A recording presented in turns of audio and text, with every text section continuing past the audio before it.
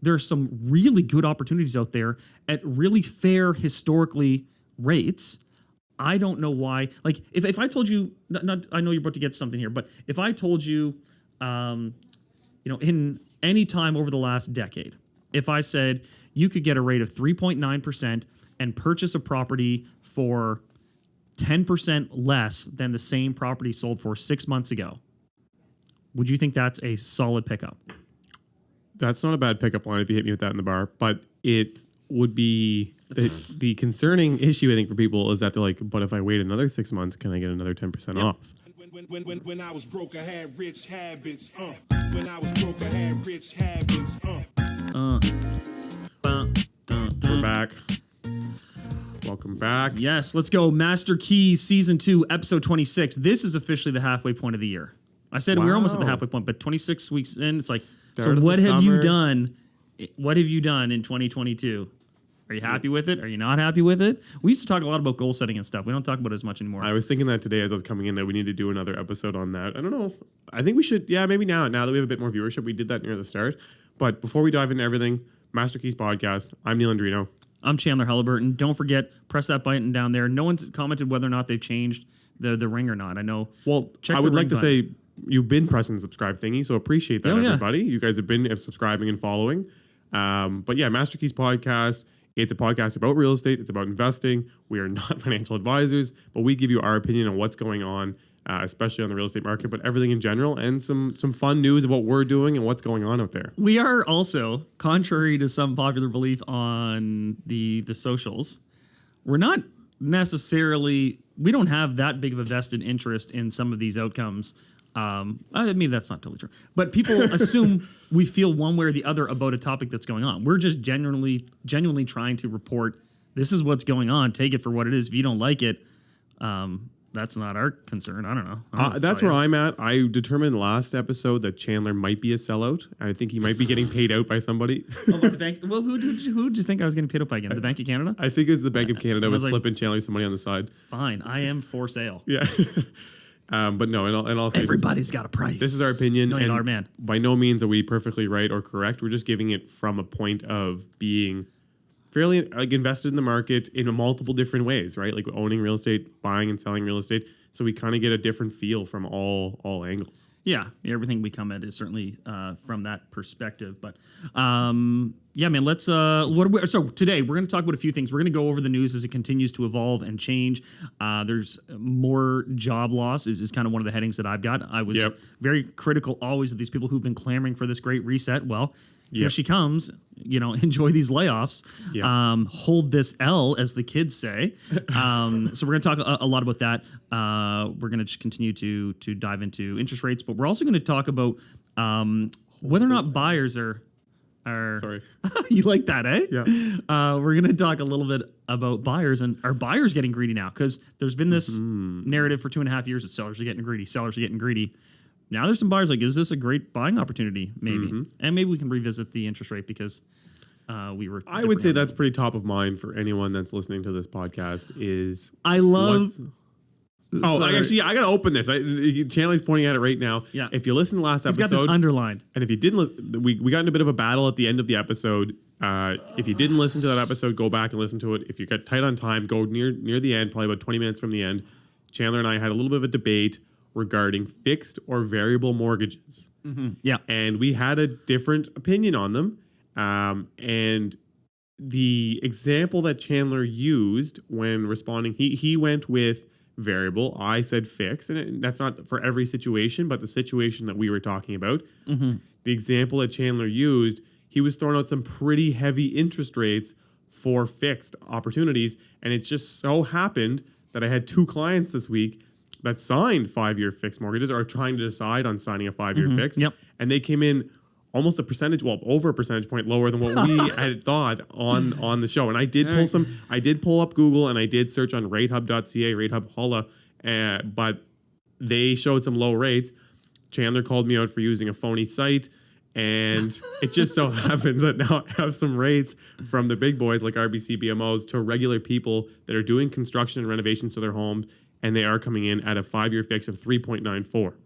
So just throwing it out there. There is still a big spread between variable and fixed. And again, I think what we really boiled out of that being is it's a very situation dependent thing. Like it Yeah, depends on and- what you're doing with the money and what your risk tolerance is and where you think your income's going. Should also say, so I heard of one as well that was being offered fixed 5-year at 3.1, and then a variable being offered at prime minus a full point, so which would be 2.7.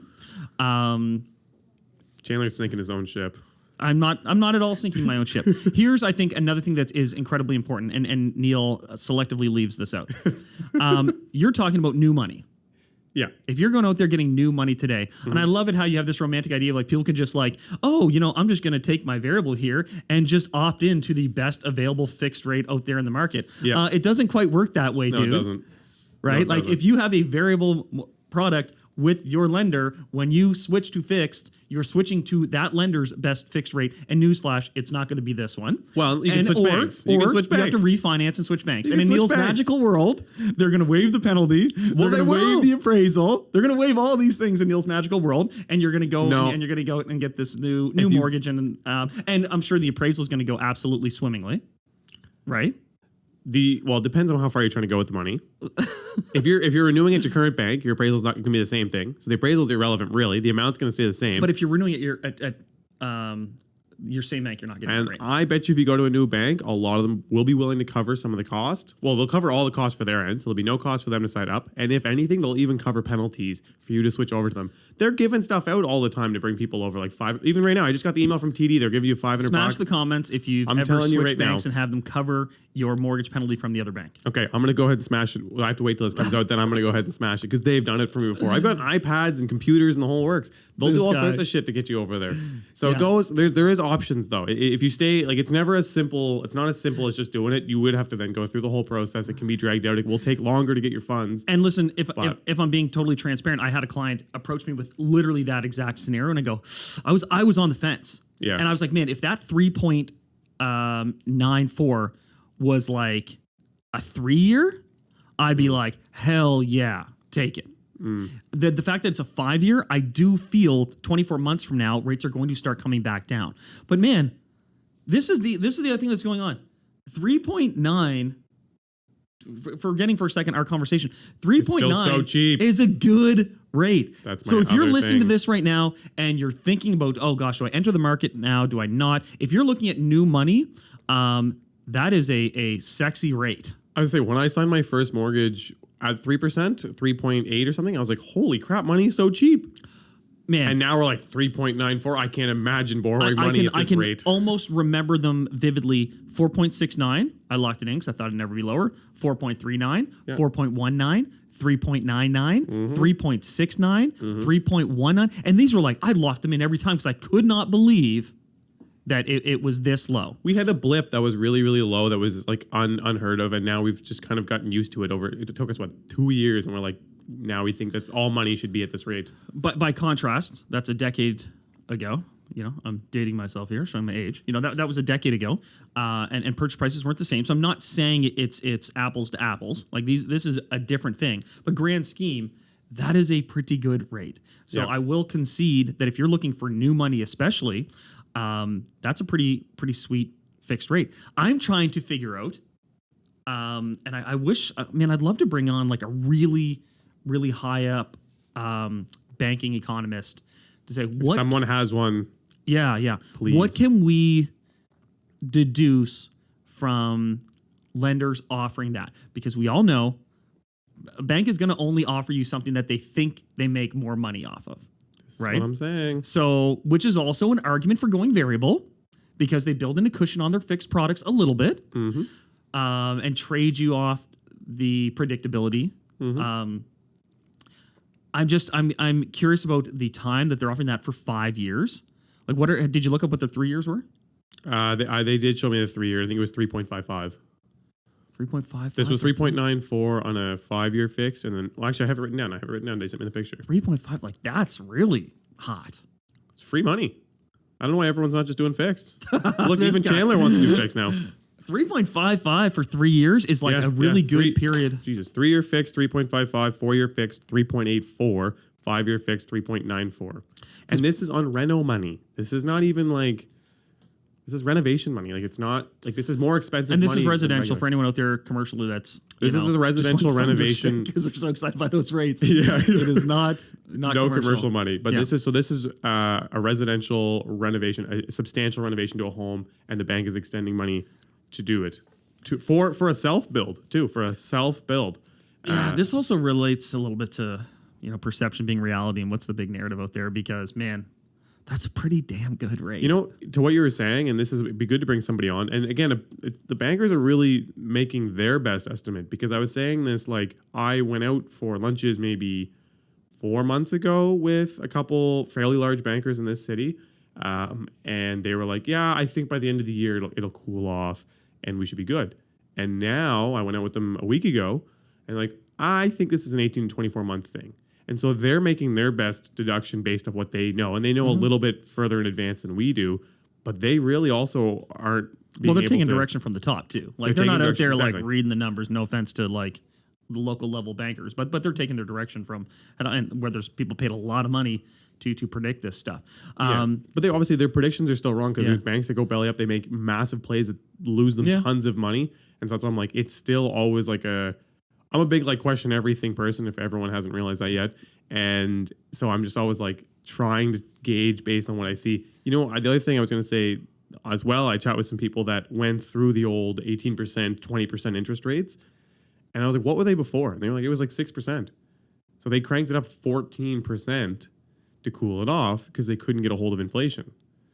And some of my points I have here is where some of my concerns lie is like, they're still pumping money into the economy, which is still pumping inflation. And so if they're cranking interest rates at the same time, like it's, you know what I mean? They're taking from one hand to feed the other, and it's going to kind of just keep ripping up.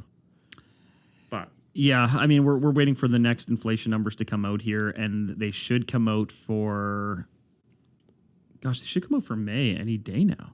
I'm trying to think. And they're going to come out right before the Bank of Canada meets on July 13th. we're going to get a rate hike. We're going to get the new home prices. We're going to get the inflation numbers, and it's going to be an interesting day. Yeah, it's going to be that's 3 weeks from now. Mid July, we'll have another Moving to Bali. really good read of what's going on. To that- I guess I just always wonder, like, okay, if the bank is saying this is what we're willing to offer you for the next 5 years, what does that tell us about what they think is going to happen? Yeah, that's what I was saying last time. But I like that 3 year. And again, Do you want me to ask if she can give you the money? What's that? Do you want me to ask if she can hook you up? Honestly, well, here we go. Like, I also am not buying right now, but just because I'm exhausted and running out of money. What's new with you? What's going on? Nothing. I'm just fear mongering at home every day. No, nothing too crazy. I think. Oh, one thing I think we should announce, and we kind of talked about it, but we joined ventures to create a real estate team. Yeah. I wasn't sure if we were gonna do some sort of big hoopla for that. I think we are going to do a big hoopla, but I think this is like a quick introduction and be people to kind of stay tuned in the next coming few weeks. We're going to have an introduction, but we are doing a real estate team together to handle commercial and residential transactions in HRM. You know what we're gonna do? We're gonna throw a party. We should throw a party. Catalina Wine Mixer. We're going to do it. Prestige worldwide. Yeah. No, we're going to do something because I think it'll also be a good time to get the community together. So if you're listening to this, if you're digging it, like, we're going to have a little something. Yeah. You guys come to that, and we'll maybe tie that into the release of MKR Group, which is our real estate company. And if you are out there and you're thinking of buying and selling, here it is. This is a full promo. Yeah. And you like our content and you believe in what we have to say, give us a show, because we are taking on new clients. Yep. And MKR Group, man, that's what we're doing. Master Keys Realty Group, kind of a separate, but we'll talk about it more. But the group's whole intent is to give you the best possible service, the highest level of knowledge, and get you through an actual best deal, whether it's getting you the best price as a seller or the best price as a buyer, and making an educated decision. So you're not just kind of making the decision on your own. You have the advice from professionals and a team of professional where it's information and data and analysis based and service based, as opposed to just maybe more traditional sales based. Anyway, neither here nor there, but that's exciting news. That is exciting news. I'd say that's one of the bigger items that I've been working on in the background. You have been too. Again, I am pumping the brakes on purchasing. I'm reviewing deals. I'm reviewing old deals, but I'm just so hesitant because, again, meeting at the bank 2 days ago, they said, look, we just did 2 takeouts, 67%. I'm like, oh God. And like 8% on a takeout, pretty much at any value, 8% times even 500 grand is $40,000. That's like the difference between walking out with money or not walking out with money. And so I'm just really pumping the brakes. I'm like, I don't want to be in a position. Before, to be honest, I was playing very risky in the sense that if I knew I had a takeout coming 3 months down the line, because I knew what my 75% was, I was basically pre-spending it if the deal came up. And it was working out because rates always went down, rents are going up, projects are moving along, on and on and on. Now I don't have that risk tolerance because I'm like, I don't know that I'm going to get the takeout on the end. I'll be able to cover probably my construction costs because I made sure I bought properties with enough lift to do so. Yeah. But I don't know that I'm going to be able to, and it doesn't matter what your appraisal is. Like your appraisal, you can appraise for $400 million. But it is, But if your debt service is not there, 100%. if you can't service the debt with your rents, so if you have something that's a 4% cap rate, you're not going to service those debts. They're not going to lend you the money. Like you now need to be at about a 6.25%, I find, to get your full 75% out. This is why, And that's going to go up another 75 basis points. and the only way you can get that valuation up and or your takeout value up is to have really good cash flow. And so the question, obviously, for people out there who are renting is, what can I expect from my rent over the next little while? Well, we're still going to keep bringing people in, even though we talked a lot about that program that they're axing down to kind of slow the adoption of permanent residents. Yeah. But they're still looking to bring in like $5,000 people, provided they have certain skills. Which is huge. It's like a 1% growth every year, which is big. All of these interest rates have crushed new development. That's going to grind to an absolute halt. So there's not going to be any more units coming on. And as everything gets more expensive, even as houses come down, It's crushed new home inventory too. yeah. Like there are some people who are, may see an opportunity where they can buy as opposed to renting. But I saw an article come out the other day that said, right now, the change has happened where renting is actually cheaper than owning for a lot of people. Yep. The question is, though, is like that is going to drive some pressure on rental prices. Yep. Lack of inventory, more people still coming, harder to build new product, everything going up in cost. Literally everything is pointing towards an upwards the sad push reality of on this rent. Is an upward push on rent. And single family rents, and this is single family, this isn't apartments, but things move together. Single family rents in the States last night, or not last month, were reported as being up 14% year over year. This is May versus May. Which is insane. Like I know, again, that's over a whole year, but a single family rents are probably an average of like 1,500 to 1,800, right? So those are bigger rents. Yeah. So it's huge. In Canada, it's probably 2,200. Those are the big rent numbers. And that one I think is, like you said, so the apartment construction's been nuked. Home construction is going to get nuked for two reasons. Buyers are also not going to be approved to be able to buy those homes. So even if the the builders are building them, they can't sell them. Like funny enough, I was looking through some of the new neighborhoods here, and now they have listings. Like there's like 3 or 4 new homes available on the street, which hasn't happened in 2 years. It's always been there's one house. They have no model home. And then they switched to we're not going to pre-sell you anything. We're going to wait till it's built to sell at the top of the market. Now they're like, damn it, maybe we should have pre-sold this back in. Now, exactly. And now they're sitting on 3 or 4 of them. And so without those being purchased, it's not going to allow for more inventory to be there to, again, take off that pressure. Because even a lot of people will buy their new home and keep their old one and rent it. And it's doubling down. This is, again, a unique situation where we have such an inventory crisis combined with inflation that the impact of interest rates is going to have, I think, a different impact than it usually does. And it might actually save some values. So if you're an owner, it can help protect some of your values, or some of the value in your property because there's such an inventory crisis. We also, and people aren't going to like hearing this, but we have a fairly socialist federal government. So they're doing all these things with interest rates, but unless the Fed cuts off some of the spending. Yeah.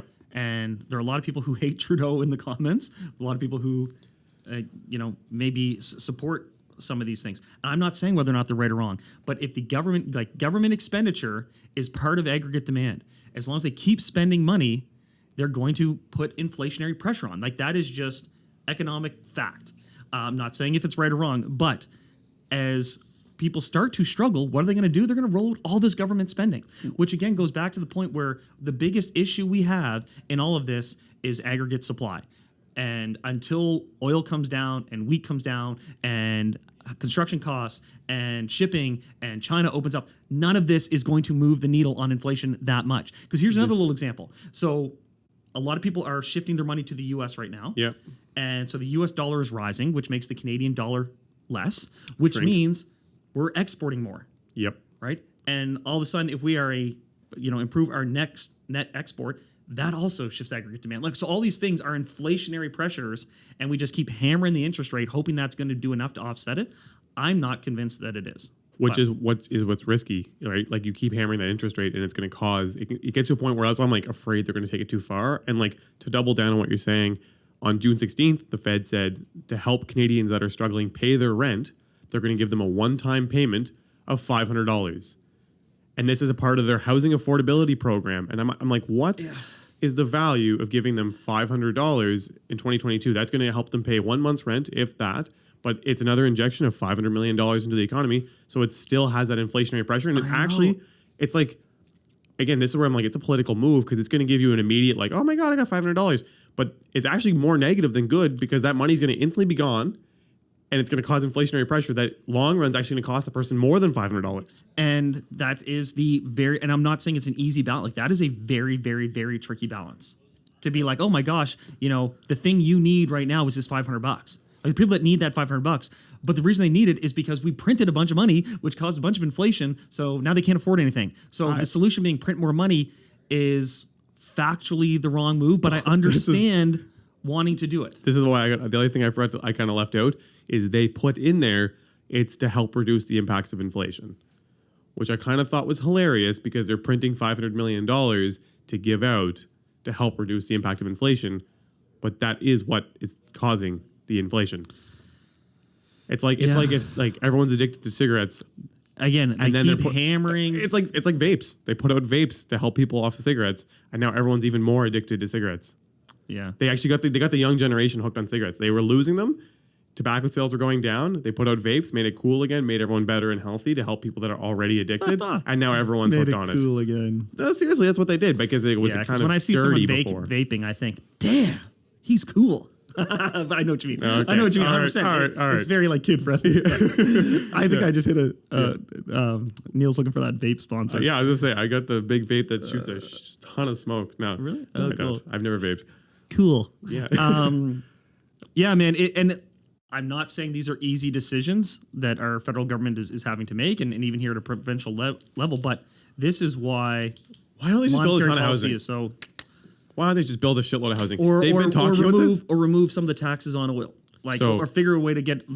And I know that's a complicated thing, so I'm not trying to be reductive on that. Bring some industry in town, right? Bring some. I heard they're bringing some. They're starting to drill again offshore Newfoundland, and apparently there's some potential some big discoveries which would have a huge impact on that's BP, Halifax right? here locally. Yeah. Yeah. I know our harbor gets busy. It's teeming with support vessels for all the rigs. Our helicopter terminals get crazy because they're shipping people back and forth every day, materials back and forth. The ships are moving materials. I am super hopeful they bring that back. And it's weird because literally 2 years ago, I watched the oil rigs get pulled through this harbor and decommissioned. And so anyways, if they're bringing them back, I'll be super happy. It's a bunch of high-paying jobs, professionals, even like regular, like lower-paying jobs. Like there's so many benefits to it. Yeah. If you try to read back. the implication of that, that's BP saying that they think oil prices are going to be high for a while. Right? That's what I think it is. I was actually chatting with some people last night about this as well. And yeah, I think it's a mixture of like expectation of oil prices remaining high. But if there is an economic collapse, it's going to take a beating on oil because demand's going to nuke. But in general, I think the price is higher than the cost of production by a fair amount, even if it does pull back. They might also be banking on some of the sentiment of like, maybe people are going to move away from Russian oil. Like maybe. Yeah, there's so much hanky-panky that goes on in the background. It's someone's going to just be in the business of buying. You think China? China made in Canada? Exactly. And reselling it. You think China and India give a crap about buying Russian oil? They're like, this is a great opportunity to buy it at a discount. Yeah. So yeah, that was an interesting one. Also, I saw some gold mining stuff coming online here, which will be good. So I think some industry stuff will hopefully give us help in this crazy time when there is going to be a lot of layoffs, and we need some security and some properly high-paying jobs, I'll say. You know what I was thinking about too is just pivoting back to real estate for a second. Volume is down, I think about 25%, like transaction Yep. volume, not price, transactional volume. But pricing is also down a little bit. 10. National average, yeah, for sure, 10 for points. sure. Because again, skewed by some of the suburbs in Toronto and Or it's outside like of Vancouver. 40% down overnight. No, their sales are down 50% volume, but their pricing is down about 15. So I was thinking like that maybe this is just going to fix the economy because there's going to be a bunch of realtors out there just not spending nearly as much money, and all these. We're going to talk about how like the rental car market is like hard, like you cannot find a car to rent. Yeah. But in a couple more months, there's going to be a bunch of like white SUVs all of a sudden come available. Shitload of white BMWs There's and gonna be a lot Range of white Rovers. SUVs because that is the realtor car of choice, apparently, at least here in Halifax. So people are going to be turning those back in. Chandler drives a black one. I drive a black RAV4, not a white, bright Mercedes? Audi, Mercedes, Yeah. BMW. I'm not saying that they're nice vehicles, but it is. Mine will be on part of the market. dress code. I will rent it to you. Speaking of which, I heard the other day someone rented a car. You know more about this car stuff. So there is a massive shortage of rental cars because there's a massive shortage of automobiles, period. And it's the chip issue, but it's everything. Yeah. And I was talking with someone who's in the know on that stuff, and she said, 2024 that it should get back to normal. Like, that's crazy. But the rental shortage, someone rented a car for $7,500 for 1 month. $7,500 for 1 month. Pretty nice house for $7,500. You have a very nice house for $7,500. I would think so. Yeah. Yeah. That's So, I that's wonder crazy. what they rented. Was the data skewed because it was a weird rental? Like if you go on and rent like a Lamborghini off Turo, it's going to be 20 grand for a month. Yeah, it was Did it say? I don't know. I was gonna Do try they to have- make do they have the try to make company- a joke about a funny car, like it was a Dodge Probe or something, but I don't know enough about cars to know which one would be funny.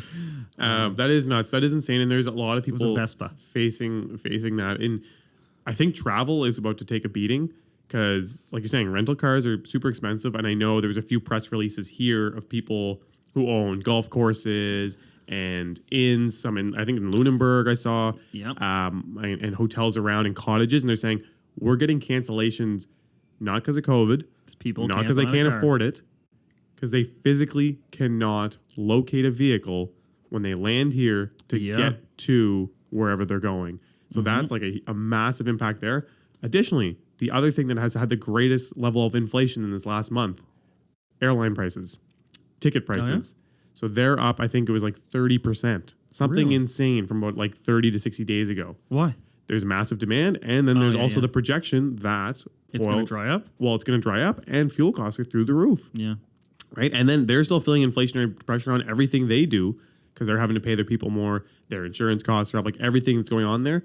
So they're having to skyrocket their fares to try and make up for this. So between that, the lack of rental cars, general consumer spending ability, once they've had all this inflationary pressure and it continues to go on, I think travel might be in for a bit of a beating, which is interesting because I was like, oh, COVID made a great opportunity to buy hotels, motels, and a lot of these things that are beat up. Surprisingly, a lot of them didn't trade at much of a discount because everyone's like, oh, this is a temporary blip. Yeah. And I'll get lift out of it. And I'll get lift out pay of it. what it is, and yeah. And then the second COVID ends, I'm going to make all my money back. I'm nervous that there might be a little bit of a beat down on some of these travel-based industry things.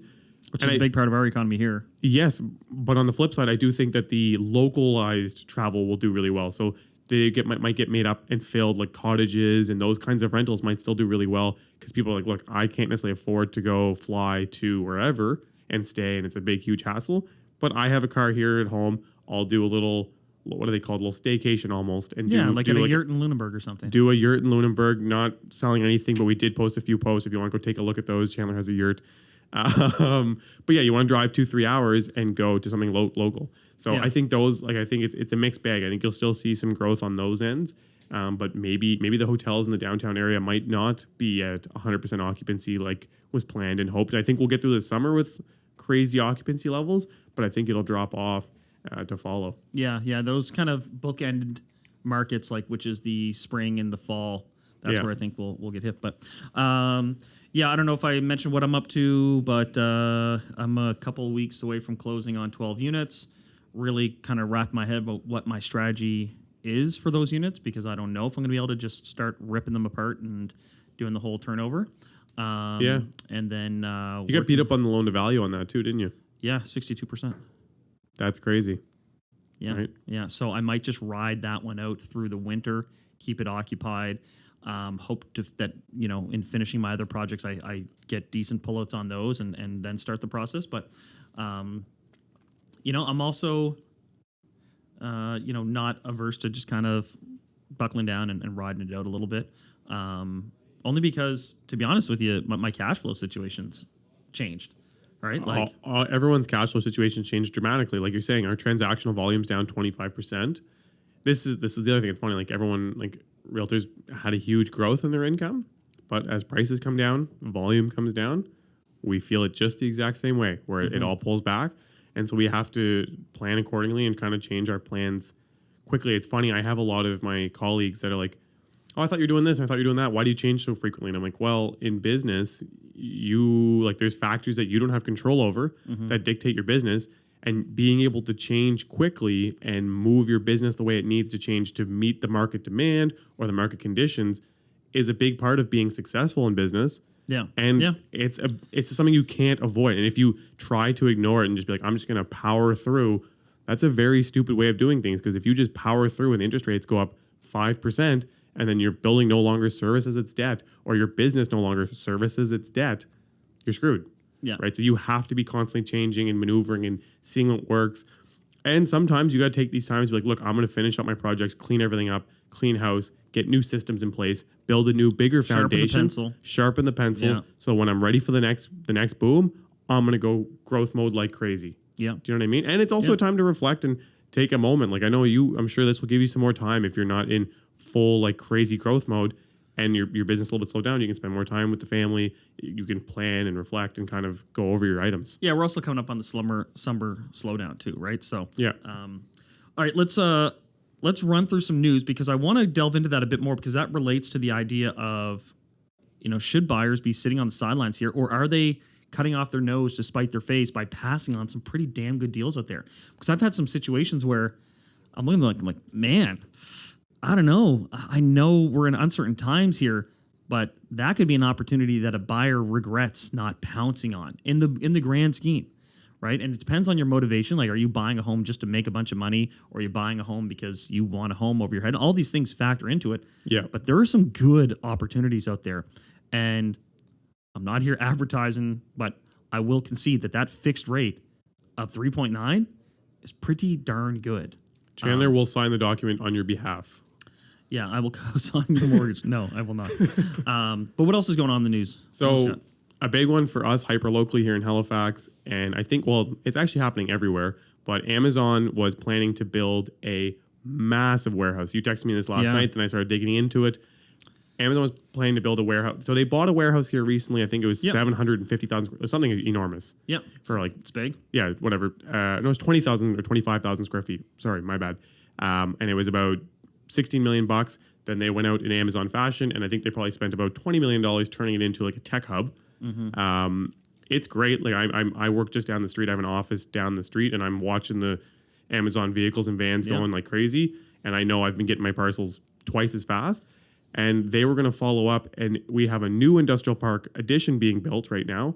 And they were going to buy the biggest lot and build a 3-level, 2 million square foot warehouse, something like insane out of this world. Yep. And this is neat. Amazon's doing multi-level warehousing now because it's robotic. And so you can have like different levels. Like most warehouses were always just single level facilities. And so now they have robots operating on multiple levels so they can actually get better utilization out of their land and out of the building space. Right? So they don't need to have such a massive footprint. Long story short, they put a pause on that build. And they've also put a pause on builds around North America. And the reason is like, look, we need to be careful. We need to plan for a downturn. We need to watch our payroll. Just like any other business, they're expanding extremely fast, and they got to watch their back. And the stock's down. What was it? 37%. And shout out 37. to All Nova Scotia who published the story. Love All Nova Scotia. So this is piggybacking on the reporting that Yep. Amazon stock is down 37% from its high. Everyone remembers when COVID hit, people went online, were online ordering everything. Yep. And so Amazon did incredibly well. They went big expansion mode. I mean, they were already doing pretty good, but they really pushed the envelope. And now they're pulling back on projects like these. And when the first warehouse came here, like that was viewed as a big win here locally, a big win. And they had to pay people really good wages because there was, you know, It a boosted shortage our of minimum labor. wage. It literally did. Big time, big time. And now this expansion was going to be like, wow, you know, this is a huge win for the industrial park. It's a huge win for the city. Are they great jobs? I don't know. They're not awesome, but they're good. They service a demand that I think is required, and it takes a lot of people out of $12 an hour and takes them into like an $18 an hour position. or more, Yeah. with some benefits. So, but they are shuttering or shelving a lot of these plans across North America for these expansions, and it's because like their orders are way down. To what we just talked about, business changes, and they're seeing where the market demand is changing, and that's the thing. They got to make quick changes where it's backing out of deals and axing certain programs, because if you keep just spending, be like, wow, it's Amazon, it's the strength of Amazon, we're just going to build right through this pullback. They could get caught holding the bag where it's like we're not even getting enough orders to really turn this warehouse on. Yeah. So it's a really big one, and I think again for us locally, it's a huge hit. And It I is. think across North America, it's a huge hit because Amazon is one of the largest employers, I would say, in North America. Like they are a massive employer. I don't know where they sit on the list, but they're definitely like the top 50, if not in the top 10. And we know they have a dubious reputation as an employer, but people who have those jobs are still going to, you know, be better off having the job than having no job at all. I think on a quick point on that, I think they're dubious simply for the fact that they employ so many. Like if you employ 100,000 plus people, There's gonna be some people who don't get bathroom breaks. there's going to be some people who don't get long enough bathroom breaks and decide to take it to the news. And because it's a tech company, it's hot. And also because Jeff Bezos has $100 billion, it's hot. But like, you know what I mean? So it's like, because I'm sure some people are going to comment like Amazon's the worst and they're ruining everything. And I'm Man, like, it was a lot of jobs, man. it's a lot of jobs. And I think there's also a lot of people that would be happy and say like this, if anything changed my life and allowed me to pay my bills and it gave me job security and it gave me a health plan and a bunch of other things. Yeah, like there are people who, as soon as someone fills that job, that tells you, oh, there was a demand for that job, right? A couple others, Revlon filed for bankruptcy. No way. Yeah, that's Neal's favorite concealer, potentially is. off the market. Sriracha has Called True Tone. Sriracha, the company that makes Sriracha. Don't tell me they're falling for bankruptcy. This is going to end my life here. They No can't- Amazon, no Revlon. because of the drought in California, they can't get the peppers they need. So they've actually halted sales until I think September because they're going to stockpile and try to catch up on orders. So if you are running low on your sriracha in your fridge, this is serious stuff here, guys. Get it now because you may not be able to get it in It August. never goes bad because it's literally hot sauce. It's timeless. Also, if you want to make a strong investment, I bet you if you go on right now and you buy like $50,000 in crates of sracha, The resale market. the could resale be big. market is going to be nuts. Don't quote me on that, but Not financial advice. not financial advice, but And just kind of finishing a couple other little layoff situations. So Compass and Redfin, for those of you who are familiar with the American real estate market, they're kind of a brokerage model where they have employees rather than agents for the most part. Yep. Right. So people work there as employees under contract. They still go out there and operate as real estate agents, but it's a slightly different model. Well, Redfin just fired 470 people, which is about 8% of their staff. Compass is dropping their employees by about 10%. And the reason is like, yeah, there's not enough demand for real estate agents because sales are down that much. So that kind of speaks to the real estate. Coinbase, they cut 18% of their staff. They're obviously very closely connected to the crypto space. Tesla, talking 10%. So these are major layoffs happening while other expansion plans stop. So this is going to have a trickle down to unemployment. And we talked about this before. When unemployment goes up, which is going to happen, it's already started to happen, and yet inflation continues, you have stagflation, which is kind of the worst case scenario we can have for an economy. Exactly. This, and again, not to harp on it, but just to really hone in on the values of these numbers. When companies are laying off 10 to 18%, like that is a huge portion of the workforce. And it's not a big deal when it's like, oh, one company's doing it, but everybody's doing it. And we're just talking about the headline companies that are doing it. There's millions of companies that are much smaller that will not achieve headlines, but they're doing the same thing because they service these companies, or they are like also in a position of being pinched or getting pinched harder because they're unable to achieve certain types of credit facilities or allow to get public funding. So they need to do even larger layoffs. And when we talk about like the needle moving on unemployment, like if it goes up by 0.5% across the board, like that's a huge impact. And these people are dropping 15, 20% at a time. It's gonna add up to be a fairly serious bump in the unemployment rate. But this is what has to happen. Like if you genuinely feel like we need to slow things down and slow inflation, this is what has to happen. Because if you want to understand the workings, is people get laid off. Yep. Right? And they get laid off en masse, and they all enter the job market at the same time. Yep. So what happens to wages? Wages go down. Right? And if wages go down, then companies can start producing more, and aggregate supply increases, which drives prices down. Right? Like, so this is the, monetary policy at work. I'm just saying it stings, right? So people, it does stink. And will it actually work? Because because there's wage stickiness, right? Wages don't drop that quickly. Just because a bunch of people get laid off and a bunch of people then re-enter the job market, it takes a long time for those wages to drop down and down and down. So that shift, that increase in aggregate supply, if there is any, because there's opposing forces, price of oil, price of all these input costs, it's going to take a long time to shift that aggregate supply, which means it's going to take a long time to slow these prices. I think the part that bothers a lot of people, and I don't know if they recognize, like just to what Chandler just said, and this is how it works. And it also drops aggregate demand because people don't have jobs they can't pay. Exactly. So it drops demand, which ends up dropping prices. The difficulty that I think is being faced is due to the supply crunches. Sometimes the prices are not coming down. Exactly. This is the big problem. Exactly. But the wages are remaining. And then ultimately, I think where everyone gets upset is the corporations, and a lot of people are taking advantage in situations and still cranking out a large margin, if not larger. And then ultimately, it actually, again, divides the general population further apart.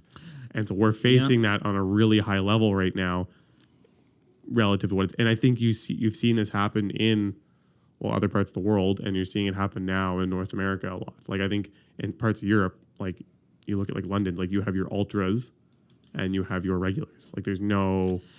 Yeah, and again, like we are building up to the conspiracy episode, and we're gonna do some deep dive research on that because I really want to do this episode. And when you have these great resets, and if you can even consider the pandemic a bit of a great reset, the income gap got worse. Like it didn't get better. So this conception that, or this idea that a great reset is gonna somehow help the people at the lower end of the income spectrum, I just don't believe it because I haven't seen it actually happen in practice. We're targeting all those commenters that like to comment and be like, this is the best thing ever. Screw them. Yeah. Like if the first pandemic really hurt people most at risk, this second, reset could hurt people who are maybe more middle class, right? So then you really have this polarity. But talk about that in a bit. Thanks for listening up to this point. If you're still here, then definitely press that like, subscribe button. Maybe even leave us a comment on something that you've heard so far. In the second half of this episode, we're going to go into whether or not this is a good time to buy. And in fact, are there some real opportunities as a buyer that you might want to capitalize on right now? And then we're going to look at office, industrial, commercial space, and kind of throw around some ideas about what we feel about those sectors right now in these changing times. You've got some other news, and then we're going to get to our topic here, talking about what buyers are up to. No, I think let's get into the buyer stuff. Like I think that's where I spent some time thinking about, and I had some ideas. There's buyers residentially, and then there's buyers commercially, and so I want to touch on both. I got some other just interesting stuff that I want to highlight for people because it's hilarious. Really sad news. Maybe BTS is considering breaking up, or at least they were, until the company that owns BTS, their share price dropped 28%. What is BTS? Is that am I saying this wrong? BTS, The Koreans. the K-pop guys. Oh, This guy. I live under a rock. I look at. So BTS is the biggest band in the world, for people like Neal who don't know. They are a K-pop boy band. Oh, yes. And their music and their branding, they are effectively owned by a company that's HYBE. I don't know what that acronym stands for, but that company is worth like $47 billion, mainly because BTS is the biggest band in the world. And they had this little press conference where they effectively said, we're taking a break.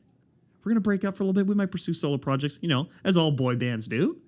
And the stock dropped 28%. And so they quickly got the band back together and said, no, we're not breaking up. We're not breaking up. We're not breaking up. But anyway, that's hilarious to me.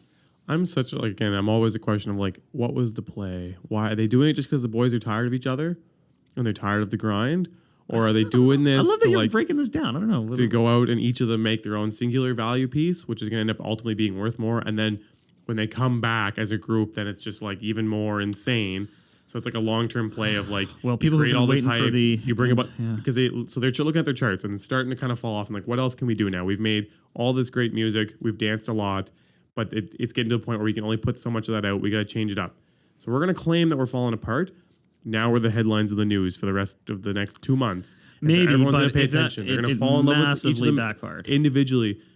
In a few years, everyone's like, "Oh, you remember BTS? Like that was I love when they were together." Then they're going to do a reunion. Man, they're how going to did come that back work together. for NSYNC? How did that work for the Backstreet Boys? It doesn't seem to work. No, it doesn't seem to work so good. Just a but thought. Question everything. Another funny one that I had was Chandler's going to take all of his posters down. just while I cry. Oh gosh.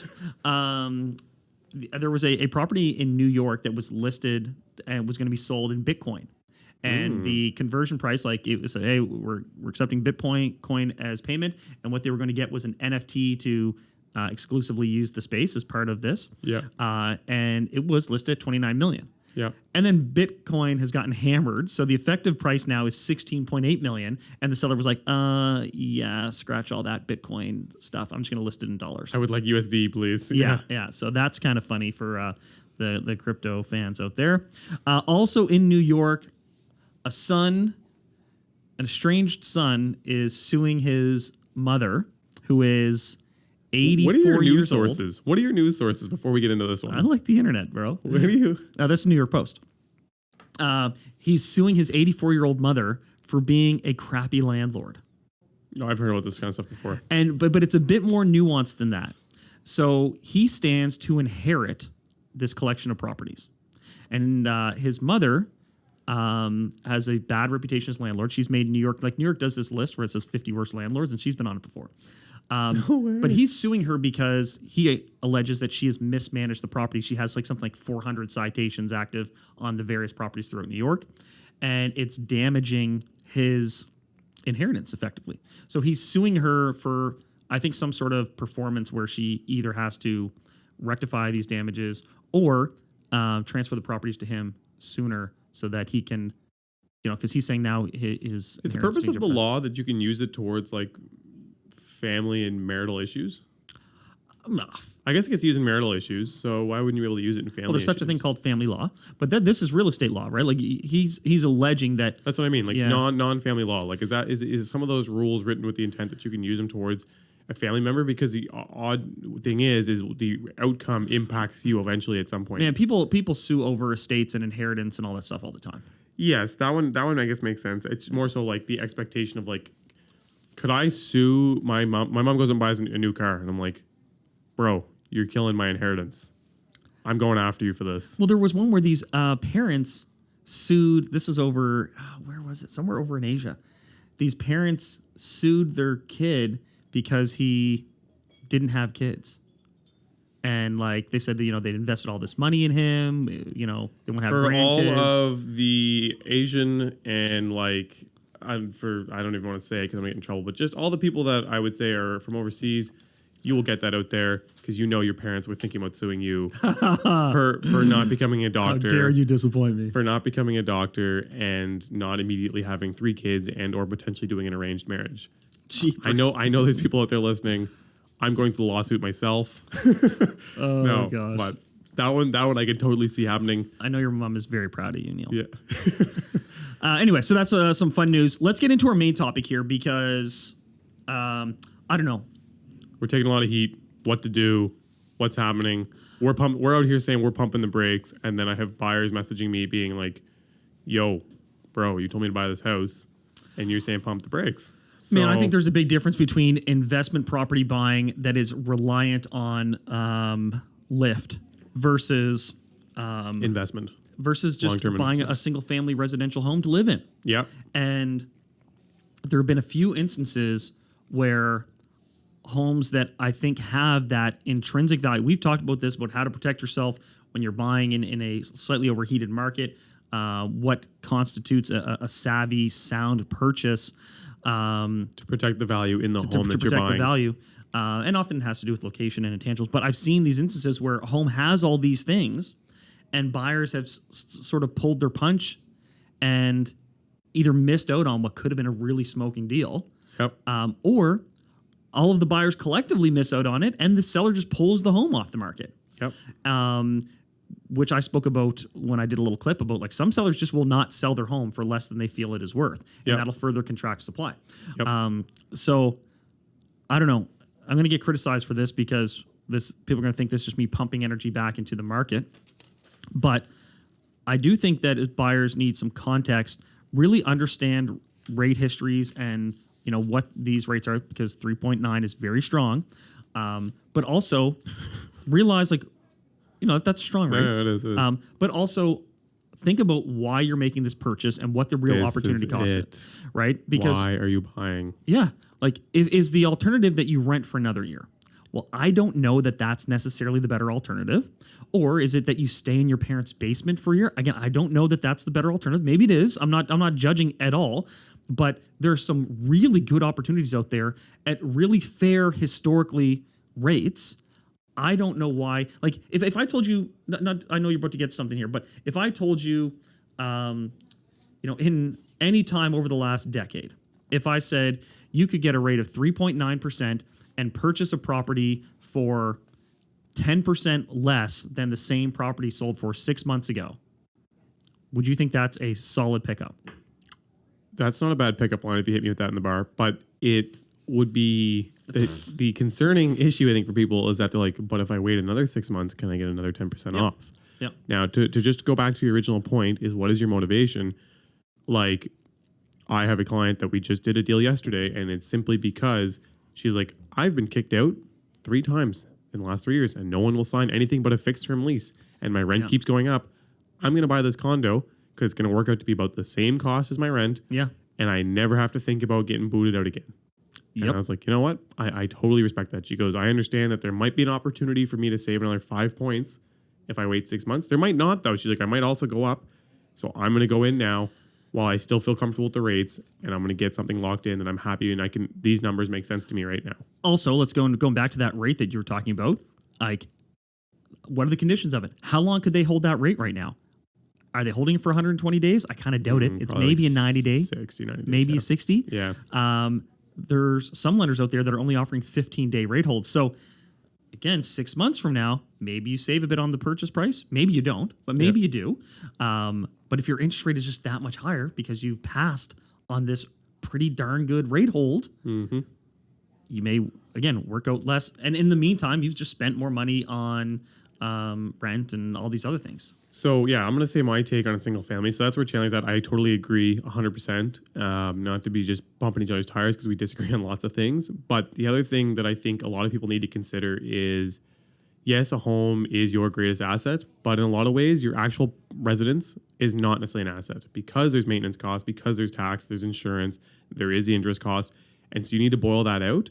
But when you boil that out, you need to look at what the equivalent would be for you to pay in rent. So if you're paying, like Chandler was saying, $2,400 a month right now in rent, which is not outrageous if you're renting a townhome or another house or a decent sized unit anywhere, like honestly. And you go, wow, that actually allows me enough to buy a single family home. When you boil out all that expense, it's probably going to be less. Yes, if you include your full mortgage payment, it might be around the same or even a little bit more. But again, taking into account that you are paying down a principal value on that. And in all those things, you are including, like I said, a full maintenance budget and everything there. So I think the motivation, when you consider it, needs to be you need to reflect on that item. And yes, there might be a little bit of price reduction potentially, but there might not be because there's inventory issues. And additionally, if the home fits all of your requirements, at the end of the day, Like that is a big point. Like there's not so many homes out there that you can just keep finding houses that fit all of your demands and requirements. So it's for single family, I think it's really a motivation based item. Like how badly are you specifically needing it? Is it a family thing? You're growing your family. You don't want to get booted out of your rental anymore. I think like Jenna's saying, buyers might be being a little bit greedy and saying like, oh, I think if I wait out, there's another opportunity on the horizon. If you don't need the house or you're comfortable to maybe not end up getting a house. We're not saying don't be selective. I'm absolutely saying be selective. Yeah. But then when something comes and ticks all the boxes and you know your numbers, I don't understand like what other than this broad narrative. Like I don't understand what the holdup would be. Yeah, I get it. And the other thing is approvals are changing. So that's a big one too. The banks are stress testing like higher, obviously, because they have to. Yeah. And they're being a little more hesitant to lend out. And they're maybe being a little more diligent in the way that they look at your profile and some of the other things that you own. I just think it's a good time to check in with your broker and say, what is my rate, the best rate I can get? What is my payment? And decide from that. Don't listen as much to all of this noise out there, but check in on your numbers, decide how you feel about that, and then see if you can happen to find a great house, for fair value at those numbers. Outside of everything that's going on in the economy and the rates and all that, the summertime can be a great time to buy. It sucks because it's your summertime and you want to be chilling and you don't want to spend necessarily 2-3 weeks going through all this crap and having to do all these meetings and missing your evenings because you're going to the bank and you're going to inspections and all that. But there's also a lot of people that aren't doing that. And so it means there's a lot less traffic in the market. And so you might be able to squeak into something that for no other reason than it was the most beautiful weekend of the year and get into that. So if the money's a concern and you want to get a good deal or like you're afraid about missing out on a property, being able to kind of bite the bullet and spend some time in your summer going out and looking at homes, you might be able to get into something, again, for no other reason than the market's a little slower because the weather's really nice. It's also kind of irony, and this shows how emotion plays so much into it. Think of how keen people were to buy when it was a competitive situation. Mm-hmm. And now when it's not as competitive, they're not as keen to buy. It's the best time to buy. Right? And of course, there's all kinds of reasons, rates and all that. However, it also just shows the human emotional element of it. And maybe you need to take a step back and be a bit more savvy and say, okay, if I'm being more rational and looking at things, maybe it was a bit irrational to try to buy when everyone else was buying, and that trying to buy when other people aren't could be the kind of contrarian opportunity. It's like buskers, man. It's like buskers. When you see a busker and there's like one person standing there, you're probably just going to browse, like look at it and go by. But if there's a busker standing there and there's 25 people standing around him, you're like, oh, I got to go. Yeah. I got to see what this is. And it's the same with the houses. Like, oh, well, everyone's buying right now. I got to buy. Right? Yeah. But really, if you think about it, being on the contrarian side can have a lot of benefits. Right? There is general ideas like market sentiments that you should follow. And like there's opportunities that go with the full movement of the market. But I think also having some foresight, you can, like you're saying, and what we're both saying, there's deals that can be had. You've got to be diligent. A great realtor can help you make sure that you're making a good decision and you're not just buying. But this is the time. Yeah. Investment properties. What are you saying to people that are like, I'm trying to make sure because that's when numbers, it's all numbers. Yeah. It doesn't matter then. The other stuff, there's still a ton of things you need to take into account, but it's really heavy on the numbers. Even if the location's great and it's overpriced, it's not good. I've seen some real stickiness on the prices of investment properties. I know you and I talked about how people have come back and be like, actually, we'll take that 1.8 million now. Mm-hmm. It's like, oh, yeah, it's not available anymore. Like, but generally speaking, especially on the small scale multis, I haven't seen sellers really move their price that much. No. And I think a lot of the sellers that came out of the woodwork are investors that bought and have seen cycles before, saw that we were coming to the top of a cycle, and we're trying to capitalize on that. But I think there was so many that waited until it was too late. Very classic situation. The second the first rate hike came out, I feel like I had so many investors called to sell. And I was like, it's too late, man. Like now that you're doing this, everybody's going to be doing this. A few squeaked out just in time, and now they're all dumping onto market, and they're all seeing it. And so now that I feel like there's this big push, but they all came to it with a number in their head. And like, well, I got an appraisal. And I'm like, unfortunately, that appraisal was 200 basis points ago, and this is an investment property, and it's based on income. Yeah. This is no longer worth that, and so you can't squeeze that dollar value. And they always feel like, well, I can just rent it then. Exactly. And so they're less likely to get into this distressed sale position, which is, in some cases might happen on the residential side. Yeah, but I think as Where I think you'll see the deals there is as time goes on and some of them start to face renewals at these higher rates. So a lot of them now, like we said, 75% of money is out there at lower than current rates. As these people start to renew at these higher rates, there's a rent cap in place that they couldn't increase their rents. All the other expenses, like we've talked about 100 times, are up through the roof. They might get forced into a sale, even if they only owe a small amount of money. Or they might say, you know what, I'm making little to no cash flow at this point. I'd rather take my 500 grand of equity and out. they've realized that, hey, being a landlord is actually hard work, and It's contrary not worth to it for 500 bucks a month. Exactly. And again, as a buyer, it's like, okay, as rates go up and my cost of living goes up, maybe now I visit this idea of having a second unit in my space, right? And when those prices of investment properties come down a little bit, and maybe that's started, maybe now that's another really good opportunity where it's like, wow, like I never thought about this before because I assumed it would be out of my reach, but now it's kind of in my reach. And if I'm really trying to be conservative and think about my cash flow, having a second source of income here in the basement, this may be the smartest and best thing to ever happen to me, and it stumbled into my lap. You don't want to be the buyer who's like, yeah, I didn't really look into that because everyone else was saying it's not a good time to buy. It's like, oh, maybe keep your options open here because there could be some really good options. What are your thoughts on commercial spacing? Man, I think I saw that Burnside was 2% vacancy. That's industrial or whatever, but like industrial, that's crazy. So industrial, I'm seeing a lot of plays take place all over the country, and a lot of the industrial REITs are making big moves to acquire a lot of space. They're partnering to acquire a lot of space. What's your thought there? Do you think that that's like we had this huge shortage of warehousing, and this was this giant shift to online, and now everyone's talking about how the online shift might be slowing down.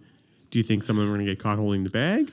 I was concerned about that a little bit because I know some people that are like super bullish on industrial, and I sort of assumed, well, as industry like slows down a lot, Industrial.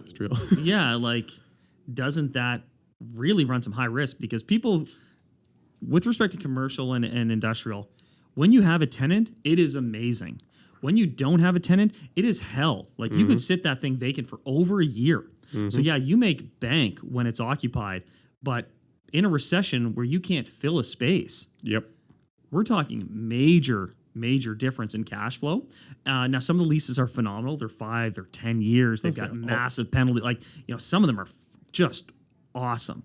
But I would be super cautious and put so much stock in the lease terms, looking at commercial and industrial. But if the company goes belly up, it doesn't matter what your lease terms are. You ain't getting that rent. I suppose. And a lot of these industrial buildings are single tenant. Oh my God. They are Burnside like probably 80%. I don't know. Yeah, a lot of them. Now, and they're massive single tenants, like you're saying. But they do need storage, and in theory, if they're needing storage now and the supply is contracted, if supply gets back to where we hope it's going to be, they're going to need even more storage. Yeah. Right? Because the problem right now is everyone's saying we can't get the stuff. We can't get the materials, and they're still clamoring for industrial space. Well, what happens when they can get the stuff? They're really going to need some space. It's as we're seeing with other things, stuff that's hot for so long, at some point it cools down. Always. I don't know which I'm more concerned about, industrial or commercial, because if you're a tech company that just leased out, 20,000 square feet, and all of a sudden you're like, word from corporate's coming down that we're laying off 15% of our staff. Why the heck do we need this 20,000 square feet? Next question was going to be office space. I mean, also, I want to point out, and if you're still here, I have a bunch of reasons on things that you should be buying, kind of a list of what I would suggest is recession-proof, things to look for in commercial real estate, things to look for in residential real estate, and we'll talk about those. We're going to do a Patreon episode on it. That'll be coming out very soon. A bunch of you guys messaged us asking, where's the Patreon at? We're trying to get a backlog of videos for you guys, so you're not paying to hop into a site that only has one video, and then you're waiting on us. Yeah, there's only so many videos of Neal's feet that, like... Exactly. Until you get saturated. It's my no pun intended. Oh, jeepers. DM me directly for that. That's a separate Patreon, also known as OnlyFans. But no, in all seriousness, we will have a all of those things laid out on what we think is a smart investment. Again, we're not nothing's a guarantee, but we're saying like these are ones that we think are good in the commercial space, in the multifamily space. So here we're going to talk about some of the negative items. And so sorry, Chandler, I cut you off. But office space, I mean, like, where are you at with office? It's already 30% vacant, probably in Halifax and probably Alberta. I've heard Toronto office space is full.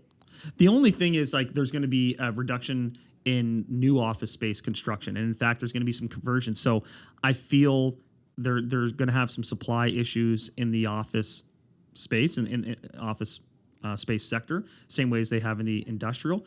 But personally, there's a reason I have been wary of touching even a little bit of commercial, because those vacancies, man, they are a killer. Yeah. Again, when you have the tenant, you know, you're printing money and it's all great and blah, blah, blah. When you don't, I mean, you talk about carrying costs, man. Like, those are not small. And we come from an area where commercial isn't super strong. And I think a lot of people that talk very advantageously of commercial and office spaces and industrial spaces come from massive booming centers. I know anyone in our Ontario markets, anyone who listens from Ontario, you probably all have heard from your colleagues of someone who owns industrial and has done amazingly well, who owns office and has done amazingly well. Those do really well in that city because it's growing so fast. And so that the percentage available to that size of a population is quite low. But in a place like here where it's had industrial booms and we've ended up building it out and then it shrinks back, like we lost oil and gas, that shrinks back the demand for it so quickly, and we ultimately face it so fast that it pushes this negative pressure, like you're saying, where then you go empty on these single tenant spaces, or in an office spaces, you lose entire floors. That's where I think the hesitancy might be coming from. What do you think about industrial? Well, So that's the one that's sexy right now here locally, because they're sitting at like 2% vacancy in our major industrial park, which I think is the biggest industrial park east of Montreal. east of Montreal, north of Boston. Realistically, there's nothing else between here and there that would set foot on us. I think our once we finish phase 1 and phase 2 of this expansion, we might actually be a bit more of a real player in the industrial park land. But it is by no means a joke at this point now. I love the industrial idea. I think long term it's going to play out really well. But I do think in the short term, it's a snap to kind of thing where there's so many big industrial players that are building massive warehouses right now. It's prime space. And just like anything, new product has tech that people are expecting now. It has pre-built office spaces in it. It has certain height requirements that are being built into it. And so the old product seems so much cheaper, but there's a reason. You're not going to get, you can't, it's not as simple for you to go in there, spray paint it, and get those up-to-date rent rates, because if you buy it and only has 18-foot clear height, it's not going to compare to a 25-foot clear height in the brand new building. Like you just can't, and then you have to cut the whole, you might as well build a new warehouse, right? Yeah. So I'm bullish in some sense, but you got to have some bankroll to back it up, or you need to make sure, like you said, you have good tenants that you think are recession proof. And again, this is what we want to talk about is what's a tenant that's recession proof, because you're getting into something that if it's a luxury based item or something that some people don't need and they're renting your space, which a lot of times those are the ones that'll quickly sign a lease and they'll sign any terms because their business is booming. Well, when this all turns down and they start to see less demand and they're a newer business, you're going to be holding the bag, right? Yeah. And any of these big guys, the big leasehold guys that are like big companies, that they're going to weather the recession, they're signing onto those new warehouses. They're not going to be renting for you in that old product. That's the other thing that concerns me about our one here is that there seems to be a couple big players who are continually expanding, and then there's going to be so much new product that, I don't know, like you're swimming with some big fish, and if they want to undercut you and they've got a better space and they've got the ability to eat some losses that you just don't, like I worry about that a bit. It's a heavily based big player REIT style industry, and that can carry those losses. I think less frequently in a town like this see private landlords unless they have other big businesses that can float the empty spaces when they need to. They can owner occupy for a while. Or they can owner occupy. Exactly. Yeah. So I'm back and forth. Office is an interesting one. I wish you could do, and maybe you can do mixed use. Like I'd love to buy office and say, okay, there's 6 floors that are empty. We'll do condos in those. You can definitely do that. I'm sure, but I feel like but you can definitely it'd be a big project. It'd be a permanent nightmare, I think. And I also believe that the construction would be really hard on the head for a lot of people, where you have occupied office space in there at the same time. And I think you might lose some tenants, and ultimately it would become kind of an issue. But I think these mixed-use buildings are becoming more common in other cities. I think I'd like to see some of that happen here. But we don't have big towers either, so. Yeah. Right Anyways, I think this was a quick overview. Again, we're going to talk about what we think is like the best way to be buying right now. And we're going to do that in a Patreon episode. We're going to talk about some of the best commercial stuff we think we're seeing out there and how we think you can hedge your bets against a potential recession that we might be facing. I guess we're technically already in it, and where things are going. So thanks again for listening. I hope this episode was kind of helpful. Yeah. We've gotten a lot of questions about if we should be buying or not. So we're trying to cover all of that. Like Chandler always says, hit that subscribe thing. You guys have been doing it, so appreciate that. Continue with the support, and you guys have been stopping us in the street and saying hi, and honestly, that really pumps us up. Yeah, man. It means a lot to know that people are listening. Like, I mean, Yeah. we see the numbers on the screen, but it's the internet. It's hard to tell what that really means. So when you guys come up and say, hey, man, I love your content, it means the world. It gives us a ton of fire, and it brings us back in here to keep doing this. So thanks again for listening. That's right. Thanks so much for watching the episode. I hope you enjoyed it. If you did, press like. Don't forget to subscribe. But also check us out on Instagram and TikTok. You can find all the links below. Thanks again for checking us out. Hey guys, I know everyone's got a super packed day and it's hard to listen to a full podcast sometimes. So we created a clips page where you guys can get condensed information that's really important to kind of keep you up to date. So take a look below. We have links for 2 clips right away. They're also in the description. When I was broke, I had rich habits. When I was broke, I had rich habits.